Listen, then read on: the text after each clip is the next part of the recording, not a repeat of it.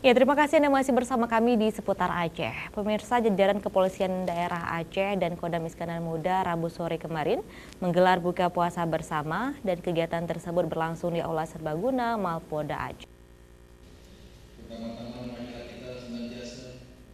Kegiatan buka bersama yang mengangkat tema menjaga sinergisitas untuk mewujudkan Kamtibmas yang kondusif dalam penyelenggaraan Pilkada 2018 dan Pilpres 2019. Selain itu, momen buka puasa bersama tersebut bertujuan untuk meningkatkan rasa persatuan dan kesatuan serta sinergisitas TNI Polri dalam melaksanakan tugas dan pengabdian untuk menjaga keutuhan Negara Kesatuan Republik Indonesia.